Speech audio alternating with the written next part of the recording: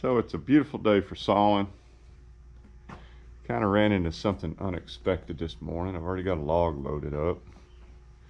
Going through my pre-checks. I've checked my blade. I've done this. I've done that. I come through here. We've always had a dove nest up in the upper corner. I don't think there's any in there anymore. I was thinking about filming them as the little babies grew, but you know, I always had something else to do. And the doves didn't seem to be that bothered by the sawmill going back and forth. I mean, I guess they kind of get used to it. They were born with it. However, I'm glad I didn't just crank the sawmill up real quick this morning, because when I came out here to look at my lube tank, got me a little baby dove.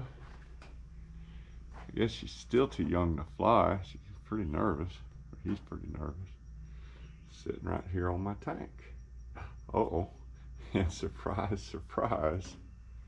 When I look up, there's another one.